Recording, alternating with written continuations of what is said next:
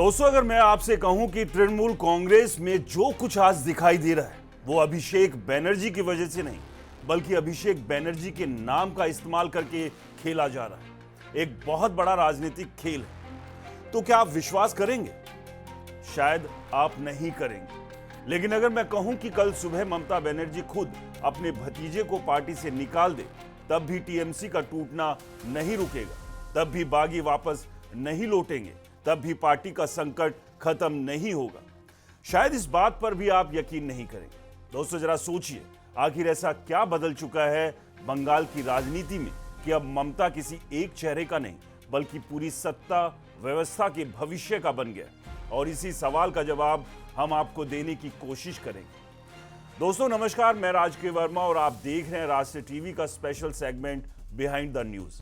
दोस्तों, तृणमूल कांग्रेस में आज जो भगदड़ मची हुई है, जो नेता पार्टी छोड़ रहे हैं, जो राज्यसभा की सीटें छोड़ रहे हैं, जो विधायक अलग गुट बनाकर खड़े हो गए और जो सांसद खुलकर बगावत का झंडा उठा रहे हैं, उन सब की जुबान पर एक ही नाम है, अभिषेक बनर्जी। हर कोई कह रहा है कि पार्टी की इस दुर्दशा के पीछे अगर कोई सबसे बड़ा कारण है तो वो अभिषेक बनर्जी है।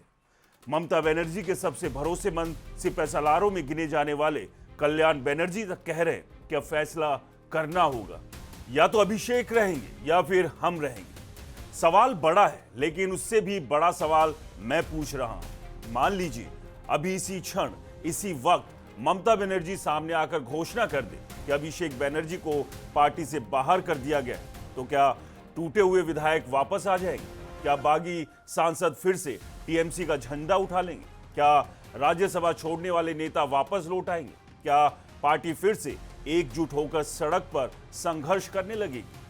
जवाब है बिल्कुल नहीं, एक भी नहीं। एक भी नेता वापस नहीं आएगा, क्योंकि बीमारी अभिषेक नहीं, बीमारी उससे कहीं गहरी है।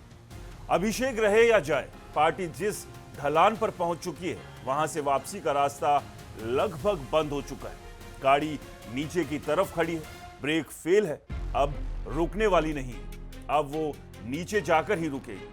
सवाल अभिषेक का नहीं, सवाल सत्ता का है। अगर अभिषेक इतने ही बड़े खलनायक थे, तो जब सत्ता हाथ में थी तब किसी ने विद्रोह क्यों नहीं किया? जब मलाई मिल रही थी तब चावने में क्यों लगे थे? जब कुर्सी सुरक्षित थी तब किसी के अंतकरण में क्रांति क्यों नहीं जागी? सरकार गई और अचानक सबको सिद्धांत याद आने लगे, सबको लोकतंत्र याद आने लगा, सबको पार्टी बचाने की चिंता होने लगी।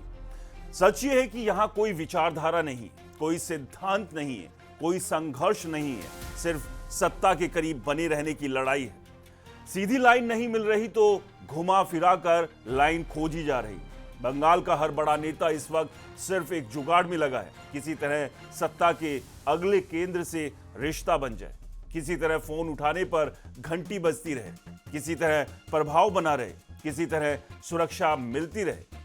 कुछ नेता राजनीतिक भविष्य बचाना चाहते हैं, कुछ अपने अतीत को बचाना चाहते हैं, कुछ अपने खिलाफ आने वाली मुश्किलों से बचना चाहते हैं, और कुछ सिर्फ इतना चाहते हैं कि आने वाले दौर में उनका दरवाजा बंद ना हो। बस यही राजनीति है, बाकी सब बहाना है। आज टीएमसी के भीतर सिर्फ एक नारा गूंज रहा है, हमें सुरक्षा चाहिए।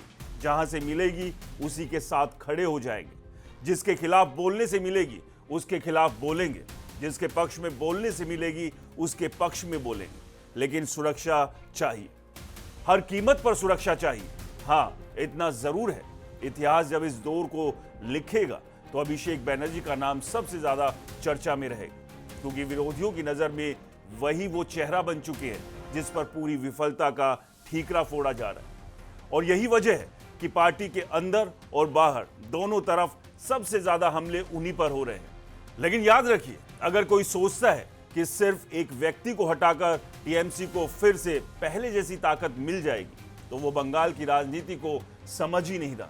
ये संकट एक व्यक्ति का नहीं, पूरे ढांचे का संकट, पूरी व्यवस्था का संकट है, पूरे नेतृत्व मॉडल का संकट है, और सबसे बड़ी बात, ये विश्वास के टूटने का संकट है। जब संगठन के भीतर भरोसा टूट जाता है तो फिर चेहरे बदलने से कुछ नहीं बदलता, तब इतिहास अपना रास्ता खुद बनाता है। और फिलहाल बंगाल की राजनीति उसी मोड़ पर खड़ी दिखाई दे रही है, जहां हर दिन एक नया झटका, एक नई बगावत और एक नया राजनीतिक भूचाल देखने को मिल रहा है। तो ये पूरी कहानी जो है आज इस वक्त चल रही है। बाकी एक आखिरी सवाल छोड़कर जा रहा हूं, आप बताइए, अगर कल सुबह चुनाव हो जाए तो क्या टीएमसी अपने दम पर लड़ाई लड़ पाएगी, या फिर पार्टी अंदर से इतनी खोखली हो चुकी है कि सिर्फ एक धक्का और बाकी है? आपकी नजर में टीएमसी का सबसे बड़ा गुनहगार कौन है? नाम लेकर कमेंट कीजिए और बताइए, क्या बंगाल में टीएमसी का पतन शुरू हो चुका है या अभी भी वापसी की कोई उम्मीद बाकी है? क्योंकि अब जो दिखाई दे रहा है कहानी कुछ उससे बहुत हटकर है। फिलहाल इस सेगमेंट में इतना ही। मुझे इजाजत दीजिए। नमस्कार।